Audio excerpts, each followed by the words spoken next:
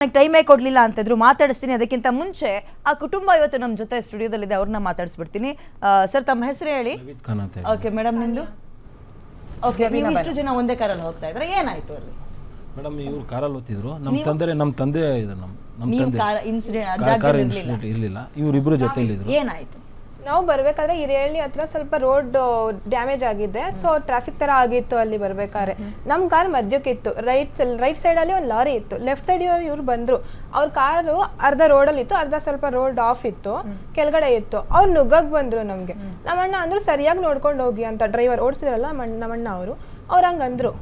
ಆಮೇಲೆ ಇವರು ಮತ್ತೆ ನಾವು ಮುಂದೆ ಹೋದ್ವಿ, ಅವ್ರು ಮತ್ತೆ ಹಿಂದಕ್ಕೆ ಬಂದ್ರು, ಸ್ವಲ್ಪ ಟಚ್ ಆಗೋ ತರ ಬಂದ್ರು. ಟಚ್ ಏನು ಆಗ್ಲಿಲ್ಲ, ಅವ್ರು ನಮ್ಮ ಕಾರು ಆಗ್ಲಿಲ್ಲ, ಅವ್ರದ್ದು ಆಗ್ಲಿಲ್ಲ, ಟಚ್ ಆಗೋ ತರ ಬಂದ್ರು ಅವರು. ಅದಕ್ಕೆ ನಮ್ಮಣ್ಣ ಸ್ವಲ್ಪ ಇನ್ನೊಂಚೂರು ಮುಂದಕ್ಕೆ ಹೋದ್ರು, ಅವರು ನುಗ್ಗಕ್ಕೆ ಬಂದ್ರು. ಅದಕ್ಕೆ ಅವರು ಡ್ರೈವರ್ ಇದ್ರಲ್ಲ, ಅವ್ರು ಅಂದ್ರೆ ನಿಲ್ಸಿ ಸೈಡಿಗೆ ನಿಲ್ಸಿ ಅಂತ ಹೇಳಿದ್ರು. ನಮ್ಮಣ್ಣ ಇಲ್ಲ ಸರ್, ಲೇಡೀಸ್ ಇದ್ದಾರೆ, ನಾವೇಂದಕ್ಕೆ ನಿಲ್ಸ್ಬೇಕು, ನಮ್ದೇನು ತಪ್ಪಿಲ್ಲ, ನಾವು ನಿಲ್ಸಲ್ಲ, ಅಲ್ಲಿ ಜಾಗ ಇರ್ಲಿಲ್ಲ, ರೈಟಿಗೆ ಲಾರಿ ಇದೆ, ನಿಲ್ಸಕ್ ಆಗಲ್ಲ ಅಂತ ಹೇಳಿದ್ರು. ಹಂಗೆ ಮುಂದೆ ಸ್ವಲ್ಪ 2 ಕಿಲೋಮೀಟರ್ಸ್ ಮುಂದೆ ಹಂಗೆ ಫಾಲೋ ಮಾಡ್ಕೊಂಡ್ ಬಂದ್ರು. ನುಗ್ಗಕ್ ಬಂದ್ರು ಅವರು, ಕಾರ್ ಸ್ಕ್ರಾಚ್ ಆಗಿದೆ ನಮ್ದು ಹಿಂದೆಗಡೆ, ನುಗ್ಗಕ್ ಬಂದ್ರು. ಅದಕ್ಕೆ ಆಮೇಲೆ ಅವ್ರು ಇದ್ರಲ್ಲ ನೋಡ್ಬಿಟ್ಟು ನಿಲ್ಸಿ ಅಂತಾರೆ, ಏನ್ ಮತ್ತೆ ಟಚ್ ಆಗುತ್ತೆ, ಹೊಡೆಯಕ್ಕೆ ಹೋಗ್ತಾರೆ ಅಂತ ಅನ್ಕೊಂಡೆ ನಮ್ಮಣ್ಣ ಸೈಡಿಗೆ ನಿಲ್ಸಿದ್ರು. ಇನ್ನೂ ಇಳ್ದೇ ಇಲ್ಲ ನಮ್ಮಣ್ಣ ಕಾರಿಂದ, ಹಂಗೆ ಬಂದ್ಬಿಟ್ಟು ವಿಂಡೋಸ್ ಇಂದಲ್ಲೇ ಹೊಡಿತಾವ್ರೆ ಫುಲ್. ಅವ್ರು ಇದ್ರಲ್ಲ ಗನ್ ತಗೊಂಡು ಹೊಡಿತಾವನೆ ಮುಖಕ್ಕೆ, ಇಲ್ಲೆಲ್ಲ ಅಲ್ಲೆಲ್ಲ ಉದ್ರೋಗೈತೆ ನಮ್ಮ ಅಣ್ಣಂದು, ಇಲ್ಲೆಲ್ಲ ಸ್ಟಿಚಸ್ ಹಾಕೋರೆ, 6 ಸ್ಟಿಚಸ್ ಹಾಕೋರೆ ನಮ್ಮ ಅಣ್ಣಂಗೆ. ಗನ್ನಿಂದ ಹೊಡಿತಾವನೆ. ಅವ್ನು ಹೊಡಿತಿರೋದು ನೋಡ್ಬಿಟ್ಟು ನಾನು ವಿಡಿಯೋ ಮಾಡಿದೆ, ಫೇಸ್ಬುಕ್ ಲೈವ್ ಹೋಗ್ತಿದ್ದೀನಿ ನೋಡಿ ಅಂದ್ರೆ. ಅವ್ರು ಅನಂತ್ ಕುಮಾರ್ ಇದಾರಲ್ಲ, ಅವರು ಹೊಡೆದ್ರು ನಮ್ಮ ಅಂಕಲ್ಗೆ, ಅವರೇ ಹೊಡೆದಿದ್ದು. ಹೌದು, ಎಲ್ಲ ಹೇಳ್ತಾರೆ. ಫಸ್ಟ್ ಹೊಡೆದ್ರು, ಈ ತರ ಹೊಡೆದ್ರು ನೋಡಿ. ನಾನೇನ್ ಮಾಡಿದ್ರೆ ನಮ್ಮ ನಾದ್ನಿ ಯಜಮಾನ್ರಿಗೆ ಈ ಕಡೆ ಹೇಳ್ಕೊಂಡೆ, ಅಣ್ಣ ನೀವ್ ಈ ಕಡೆ ಬಂದ್ಬಿಡಿ, ಅವ್ರು ಹೊಡಿತಾ ಇದಾರೆ ಅಂತ. ನಾವು 7 ಜನ ಇದ್ವಿ, ಹಿಂದೆ ಕಡೆ 5 ಜನ ಇದ್ರು, ಹಿಂದೆಗಡೆ ನಾವಿಬ್ರು, ಮುಂದೆಗಡೆ 3 ಜನ, ಇಬ್ರು ಲೇಡೀಸ್, ನಮ್ ನಾದ್ನಿ ಯಜಮಾನ್ರು, ಮುಂದೆಗಡೆ ಇಬ್ರು ನಮ್ಮ ಅಣ್ಣನ ಮಕ್ಳು. ಇದೊಂದು ಕೇಸಿಗೆ ಗನ್ಮ್ಯಾನು ಡ್ರೈವರು ಅನಂತ್ ಕುಮಾರ್ ಅವರು ಮಗಾನು ಇಳ್ದಿದ್ದ. ಅಲ್ಲ ಹೇಳ್ತಾರೆ ನ್ಯೂಸ್ ಅವರು, ಅವ್ರು ಇಳಿಲಿಲ್ಲ, ಕಾಲಲ್ಲಿ ಕುಂತಾರ. ನಾನ್ ವಿಡಿಯೋ ಮಾಡಿರೋದು ಇದ್ರಲ್ಲಿ ಇದೆ, ವಿಡಿಯೋ ತೋರಿಸ್ತೀನಿ ನಾನು. ಫುಲ್ ಟಿ ಶರ್ಟ್ ಚೇಂಜ್ ಮಾಡ್ಕೊಂಡು ಒಳಗಡೆ ಹೋಗಿ ಚೇಂಜ್ ಮಾಡ್ಕೊಂಡ್ರು. ಇದೇ ವಿಡಿಯೋ ಇದ್ರಲ್ಲಿ ಇದೆ ನನ್ನ ಹತ್ರ, ಇದೆ ನೋಡಿ, ಕಳಿಸ್ಕೊಳ್ತೀನಿ. ಈಗ ಇಲ್ಲ ಶರ್ಟ್ ಚೇಂಜ್ ಮಾಡ್ಕೊಂಡು ಅಲ್ಲಿ ಡಿವೈಎಸ್ಸಿ ಆಫೀಸರ್ ಅಂತ ಹೇಳ್ತಾನೆ. ಆಮೇಲೆ ಏನಾಯ್ತು? ನೀವು ಕಳಿಸಿ, ಅವ್ರು ಯಾರು ನಿಮಗೆ ಕಾಂಟ್ಯಾಕ್ಟ್ ಮಾಡಿದ್ರು ನಮ್ಮ ಚಾನೆಲ್ ಅವ್ರಿಗೆ ಕಳಿಸಿ ಹೇಳಿ. ಆಮೇಲೆ ಏನಾಯ್ತು? ಹೊಡಿಯಕ್ ಬಂದ್ರು. ಆಮೇಲೆ ಕಳಿಸಿ ಮೇಡಮ್, ಅವ್ರು ಮಾತಾಡ್ತಾರೆ. ಆಮೇಲೆ ನಮ್ಮ ಅಣ್ಣನ ಮಕ್ಳಿಗೆ ಹೊಡಿತಾ ಇದ್ರು. ಅವ್ರು ಏನ್ ಮಾಡಿದ್ರು, ಎಳ್ಕೊಂಡ್ರು, ಕೆಳಗಡೆ ಎಳ್ಕೊಂಡು ನಮ್ಮ ಹುಡುಗನ್ಗೆ ಕೆಳಗಡೆ ಬೀಳ್ಸ್ಬಿಟ್ರು. ಇವ್ರು ಬುರ್ಖ ಹಾಕೊಂಡಿದ್ರೆ ಸಾವಿರ ನನ್ನ ಮಕ್ಳಿಗೆ ಹೊಡಿರೋ ಅಂತ ಕಾಲಿಂದ ಒದಿತಾ ಇದ್ರು. ಕೆಳಗಡೆ ಹಾಕೊಂಡು ತುಳಿತಾನ ಅವ್ರ ಡ್ರೈವರ್, ಆಮೇಲೆ ಹೊಡಿರೋ ಇವ್ರಿಗೆ ಅಂತಾರೆ, ಬುರ್ಖ ಹಾಕೊಂಡಿರೋದ್ ನೋಡ್ಬಿಟ್ಟು ಸಾಬ್ರ ನನ್ನ ಮಕ್ಳು ಹೊಡಿರೋ ಇವ್ರಿಗೆ ಅಂತ ಕೆಳಗಡೆ ಹಾಕಿ ತುಳಿತಾವ್, ಇಲ್ಲೆಲ್ಲ ಹೊಡಿತಾವ್ ಕಾಲಿಂದ. ಅವ್ರು ಅನಂತಕುಮಾರ್ ಹೆಗಡೆ ಅವರು ನಮ್ಮ ಅಕ್ಕಗೆ ಈ ಕಡೆ ಸೈಡ್ ಹೊಡೆದ್ರು, ಅವ್ರು ಕೆಳಗಡೆ ಬಿಟ್ಬಿಟ್ರು. ಹೊಡೆದಿದ್ದಾರೆ, ನಮ್ ದೊಡ್ಡಮ್ಮ ಹೊಡೆದಿದ್ದಾರೆ, ಅವ್ರು ಕೆಳಗಡೆ ಬಿಟ್ಬಿಟ್ರು. ಹೇಳ್ತಾನೆ ಶೂಟ್ ಮಾಡ್ತೀವಿ ಅಂತ ಹೇಳ್ತಾರೆ. ವಿಡಿಯೋ ಮಾಡ್ಕೊಂಡು ಕಾರ್ ಹತ್ರ ಹೋಗಿದ್ರೆ, ಒಳಗಡೆ ಹೋಗಿ ಕುಂತಿದ್ರಲ್ಲ ಅವ್ರು, ವಿಡಿಯೋ ಮಾಡ್ತಾ ಹಿಂಗ್ ಕೈ ತೋರ್ಸಿ ಹಿಂಗ್ ಅಂತ. ನನ್ಗೆ ನಿಮಗೆ ಗೊತ್ತಾಯ್ತಾ ಅನಂತ್ ಕುಮಾರ್ ಹೆಗಡೆ ಅವ್ರು? ಮೊದಲೇ ಗೊತ್ತಿರ್ಲಿಲ್ಲ. ಅವರೇ ಅಂದ್ರು, ನಾವು ರಾಜಕಾರಣಿಗಳು, ನಾವು ಅಧಿಕಾರದಲ್ಲಿದ್ದೀವಿ, ನಾವು VIP ಇದ್ರೆ VIP ತರ ಇರಿ, ಸರಿ ತಾನೆ? ನೀವು ರಾಜಕಾರಣಿಗಳು, ನಾವು ಮಾಮೂಲಿ ಮನುಷ್ಯರು. ಅಲ್ಲಿ ತನಕ ಅವ್ರು ಯಾರು ನಿಮ್ಗೆ ಗೊತ್ತಿಲ್ಲ. ಅವರೇ ಅಂದಿದ್ದು. ಸುರೇಶ್ ಗೌಡ ಅವರು ಹೇಳ್ತಾರೆ, ಇವ್ರು ಕಾಂಗ್ರೆಸ್ ಪಾರ್ಟಿಯಿಂದ ಬಂದಿರೋರು, ಮುಸಲ್ಮಾನರು, ಇವರೇ ಬಂದು ಅವ್ರಿಗೆ ಹೊಡೆದಿದ್ದಾರೆ, ಅದಕ್ಕೆ ನಮಗೆ ಅವ್ನು ಯಾವನಂತಾನೆ ಗೊತ್ತಿಲ್ಲ. ಸುರೇಶ್ ಗೌಡ್ರು ನಮಗೆ ಕರೆದು, ನಮ್ಮ ತಂದೆನೂ ಇದಾರೆ ಕಾರಲ್ಲಿ, ನಮಗೆ ಹೇಳ್ತಾರೆ ರಾಜಿ ಮಾಡ್ಕೊಳ್ಳೋಣ, ರಾಜಿ ಸಂಧಾನ, ಯಾವ ಕೇಸು ಬೇಡ, FIR ಬೇಡ ಅಂತಾರಲ್ಲ. ಈಗ ಸುರೇಶ್ ಗೌಡ್ರು ಸಚಿವರು ಇದಾರಲ್ಲ, ತುಮಕೂರು ಗ್ರಾಮಾಂತರ ಇದಾರಲ್ಲ, ಶಾಸಕರು ಇದಾರಲ್ಲ, ಕಾಫಿ ಡೇ ಕರೆಸಿದ್ರು. ನಾನು ಹೋಗಿದ್ದೆ. ಅದೇ ರಾಜಿ ಮಾಡೋಣ, ಕೇಸ್ FIR ಆಗ್ತೀರಾ, ನೀವು ಪ್ರತಿಭಟನೆ ಮಾಡ್ತೀರಾ, ನಾವು ಮಾಡ್ತೀವಿ, ಏನಾಗ್ತದೆ ಅಂತ ಹೇಳಿದ್ರಲ್ಲ. ಜನಸಾಮಾನ್ಯರಿಗೆ ಬೇರೆ ನ್ಯಾಯನ, ರಾಜಕಾರಣಿಗೊಂದು ಬೇರೆ ನ್ಯಾಯನ. ಪಬ್ಲಿಕ್ ಕೋರ್ಟ್ ಮೇಲೆ ಅವನು ಅಲ್ಲಿ ಹೋಗಿರೋದು, ನಮ್ ಪಬ್ಲಿಕ್ ಆತರ ಟ್ರೀಟ್ ಮಾಡಬಹುದು ಅವನು. ಒಬ್ರು ಸುರೇಶ್ ಗೌಡ್ರಾಗಿ ಅಂತ ಸ್ಥಾನದಲ್ಲಿ ಜವಾಬ್ದಾರಿಸ್ತರಾಗಿ ಈ ತರ ಹೇಳೋದವ್ರಿಗೆ ಅವ್ರ ಸ್ಥಾನಕ್ಕೆ ಒಂದು ಇದಾಗ ಅದು. ಆಮೇಲೆ ಏನೇನಾಯ್ತು ಅಲ್ಲಿ?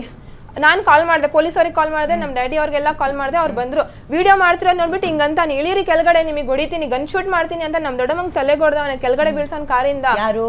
ಅವರು ಡ್ರೈವರ್ ಮತ್ತೆ ಅನಂತ್ ಕುಮಾರ್ ಹೆಗಡೆ ಅವ್ರ ಕೈ ಮಾಡಿದ್ರು. ಅವರೇ ಕೈ ಮಾಡಿದ್ದು. ನಾನು ನಮ್ಮ ಮಗ ಸೈಫ್ ಅವ್ರು ಲೇಡೀಸ್ ಮೇಲೆ ಕೈ ಮಾಡ್ತೀರಾ ನೀವು ಅಂದಿದ್ದಕ್ಕೆ ಇವಳು ವಿಡಿಯೋ ಮಾಡ್ತಾ ಇದ್ಲಲ್ಲ, ಇವ್ರಿಗೆ ನೋಡ್ಬಿಟ್ಟು ಒಳಗಡೆ ಹೋಗಿ lock ಅವ್ರು ಯಾವಾಗ್ಲೂ ಮಾಡ್ಕೊಂಡ್ರು car. ಬಾಂಡ್ಲಿ ಇರ್ತಾರಲ್ವಾ ಅವೆಲ್ಲ ಅನಂತ್ ಐಡೆಂಟಿಫೈ ಕುಮಾರ್ ಹೆಗ್ಡೆ ಮಾಡ್ಕೊಂಡಿದ್ದಾರೆ. ಅವರು ಕೈ ಮಾಡಿದ್ರು ಅಂದ್ರೆ ಮಾಡಿದ್ರು. ಮೇಡಮ್, ಇದೇ video ಮಾಡೋಷ್ಟು- ಅವ್ರು ಹೊಡೆದಿರೋದು ವಿಡಿಯೋ ಇದೆ, ಇದೇ ವಿಡಿಯೋ ಅವ್ರು ಹೊಡೆದಿರೋದು ಆ ವಿಡಿಯೋ ಕಳ್ಸಿರೋ ಅಂದ್ರೆ video ಇದೆ.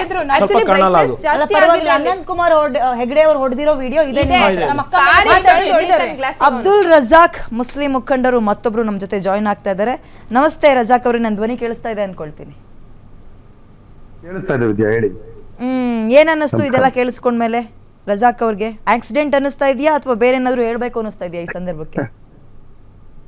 ನೋಡಿ, ಆಕ್ಸಿಡೆಂಟ್ ಅನ್ನೋದು ಆಕಸ್ಮಿಕ, ಎಲ್ಲೂ ಆಗ್ಬೋದು, ಹೇಗೂ ಆಗ್ಬೋದು. 28 ಜನವರಿಯಲ್ಲಿ 4 ಜನರ ಮೇಲೆ ಕಾಲ್ ಮೇಲೆಲ್ಲ ಅವ್ರು ಇದ್ ಮಾಡ್ಬಿಟ್ಟು ಸೀರಿಯಸ್ ಇಂಜುರೀಸ್ ಮಾಡಿ ಒಂದು ಆಕ್ಸಿಡೆಂಟ್ ಆಗುತ್ತೆ. ಇದೇ ಅನಂತ್ ಕುಮಾರ್ ಹೆಗ್ಡೆ. ಅದಾದ್ಮೇಲೆ 8 ಮೇ 2018 ಉತ್ತರ ಕನ್ನಡದಲ್ಲಿ ಇನ್ನೊಂದು ಆಕ್ಸಿಡೆಂಟ್ ಆಗುತ್ತೆ. ಇದೇ ಅನಂತ್ ಕುಮಾರ್ ಹೆಗ್ಡೆ. ಆಮೇಲೆ ಜನವರಿ 3, 2017 ಇದೊಂದು ಹ್ಯಾಬಿಚುವಲ್ ಅಫೆಂಡರ್ ಇವರು ಅಂತ ಹೇಳಕ್ ಇಷ್ಟಪಡ್ತೀನಿ. ಯಾಕೆ ಹ್ಯಾಬಿಚುವಲ್ ಅಫೆಂಡರ್ ಅಂತೀನಿ ಅಂತ ಹೇಳಿದ್ರೆ, ಒಂದು ಚಿಕಿತ್ಸೆ ಕೊಡುವ ಜಾಗ, ಒಂದು ಹಾಸ್ಪಿಟಲ್, ಒಂದು ಖಾಸಗಿ ಹಾಸ್ಪಿಟಲ್ಗೆ ಹೋಗಿ ಹಲ್ಲೆ ಮಾಡಿ ಡಾಕ್ಟರ್ನ ಹೊಡೆದು ಅವನಿಗೆ ಕತ್ತುಪಟ್ಟಿ ಹಿಡಿದು ಹಲ್ಲೆ ಮಾಡಿರೋದನ್ನೆಲ್ಲ ನಾವು ನೋಡಿದ್ದೀವಿ. ಇದೇನು ಹೊಸದಲ್ಲ.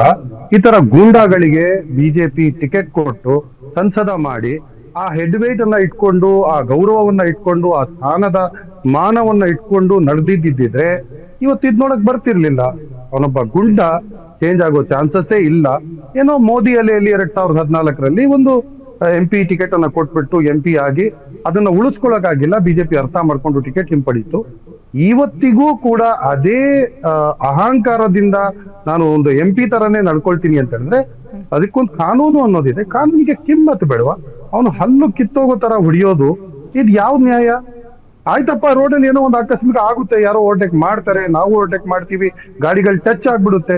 ನೀವು ಒಂದು ಗೌರವಾನ್ವಿತ ಸ್ಥಾನದಲ್ಲಿ ಇದ್ದವರು ಒಂದು ಫೋಟೋ ಹಿಡಿಬೇಕಾಗಿತ್ತು, ನಂಬರ್ ನೋಟ್ ಮಾಡ್ಬೇಕಾಗಿತ್ತು. ನಿಮ್ಗೆ ಮತ್ತೊಂದು ಗೊತ್ತು, ಮುಂದೆ ಯಾವ ಸ್ಟೇಷನ್ ಬರುತ್ತೆ ಅನ್ನೋದು. ಆ ಸ್ಟೇಷನ್ಗೆ ಇನ್ಫಾರ್ಮ್ ಮಾಡಿ ಈ ತರ ಗಾಡಿಗೆ ನೀವು ಲಾಕ್ ಮಾಡ್ರಿ ಅಂತ ನಾವು ನಮ್ ಲೆವೆಲ್ ಅಲ್ಲಿ ನಾವೇ ಮಾಡ್ಸ್ಕೊತೀವಿ ಅಷ್ಟೊಂದೆಲ್ಲ. ನೋಡಿ, ಒಂದ್ ಗಾಡಿ ಯಾವ್ದೋ ಒಂದು ಈ ತರ ಮಾಡಿ ಹೈವೇನಲ್ಲಿ ಈ ತರ ಹೋಗ್ತಾ ಇದೆ, ಮುಂದಕ್ಕೆ ಯಾವತ್ತು ಇವತ್ತು ನಾವು ಇಲ್ಲಿದ್ದೀವಿ, ಮುಂದಕ್ಕೆ ಏನ್ ಬರುತ್ತೆ, ಮುಂದಿನ ಸ್ಟೇಷನ್, ಮುಂದಿನ ಸ್ಟಾಪ್ ಏನ್ ಬರುತ್ತೋ ಅಲ್ಲಿನ ಲೋಕಲ್ ಪೊಲೀಸ್ ಸ್ಟೇಷನ್ ಫೋನ್ ಮಾಡಿ ಈ ತರ ಒಂದು ಗಾಡಿ ಬರ್ತಾ ಇದೆ, ನನಗೆ ಗುದ್ಬಿಟ್ಟು ನನಗೆ ಟಚ್ ಮಾಡ್ಬಿಟ್ಟು ಗಾಡಿಗೆ ಹೋಗ್ತಿದ್ದಾನೆ ನೋಡಿ. ಈ ಆಕ್ಸಿಡೆಂಟ್ ಬಗ್ಗೆ ಮಾತಾಡ್ತೀನಿ, ಬಟ್ ಅವ್ರು ಬಳಸಿರೋ ಪದ ಬಳಕೆ, ಇವರು ಬುರ್ಖಾ ಹಾಕೊಂಡಿದ್ರು ಅನ್ನೋ ಕಾರಣಕ್ಕೆ ಸಾಬ್ರು ಬಿಡಬೇಡಿ ಕಂಡ್ರು ಅನ್ನೋದಕ್ಕೆ ಸಂಬಂಧಪಟ್ಟಂತೆ ನಿಮ್ಮ ರಿಯಾಕ್ಷನ್ ಏನು ಅಂತ ನಾನು ನಿರೀಕ್ಷೆ ಮಾಡ್ತಾ ಇದ್ದೀನಿ. ಆ ಮನಸ್ಥಿತಿ ಇದ್ದೇ ಇದೆ. CK ಬಾಬಾನವರು ಕೇಸನ್ನ ತುಂಬಾ ಚೆನ್ನಾಗಿ ಹ್ಯಾಂಡಲ್ ಮಾಡ್ತಾವ್ರೆ. ನಾವೇನು ಅಲ್ಲಿಗೆ ಹೋಗೋದೇನ್ ಬೇಕಾಗಿಲ್ಲ. ಅವರೇ ಕೇಸನ್ನ ಸರಿಯಾಗಿ ಹ್ಯಾಂಡಲ್ ಮಾಡ್ತಿದ್ದಾರೆ. ಇನ್ವೆಸ್ಟಿಗೇಷನ್ ಮಾಡ್ತೀವಿ, ಅಕಸ್ಮಾತ್ ಇವ್ರು ಇನ್ವಾಲ್ವ್ ಆಗಿದ್ರೆ ಇವ್ರನ್ನ ಅರೆಸ್ಟ್ ಮಾಡೇ ಮಾಡ್ತೀವಿ ಅಂತ ಹೇಳಿದ್ದಾರೆ. ಅದ್ರಲ್ಲಿ ಸೆಕ್ಷನ್ಸ್ ಬೇರೆದನ್ನ ಹಾಕ್ಬೇಕು ಅಂತ ನಾನು ಒತ್ತಾಯ ಮಾಡಿದ್ದೀನಿ. ಅವನು ವೆಪನ್ ಅನ್ನ ತೋರಿಸ್ದ, ವೆಪನ್ ಇಂದ ಹೊಡ್ದ ಅಂದ್ರೆ ಅವನ ಮೇಲೆ ಆರ್ಮ್ಸ್ ಆಕ್ಟ್ ಹಾಕ್ಬಾರ್ದ? ಏನೋ ಒಂದು ಪ್ರಾಣಕ್ಕೆ ಏನಾದ್ರು ಇದಿತ್ತ? ಪ್ರಾಣಕ್ಕೆ ಅಪಾಯ ಇದ್ರೆ ಅವನು ವೆಪನ್ ತೋರಿಸ್ಲಿ, ವೆಪನ್ ಯೂಸ್ ಮಾಡ್ಲಿ. ಬೇಕಾದ್ರೆ ಪ್ರಾಣಕ್ಕೆ ಅಪಾಯ ಆಯ್ತಾ?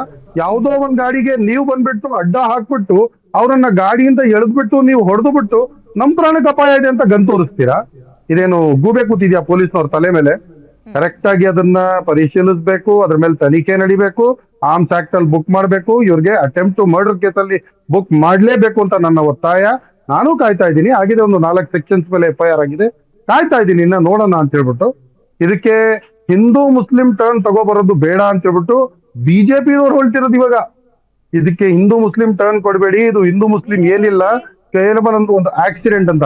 ಆಕ್ಸಿಡೆಂಟ್ ಆಗಿದ್ರೆ ನಿಮ್ ಕಾರ್ಗೆ ಎಲ್ ಟಚ್ ಆಗಿದೆ, ಅವ್ರ ಕಾರ್ಗೆ ಎಲ್ ಟಚ್ ಆಗಿದೆ ಬಂದು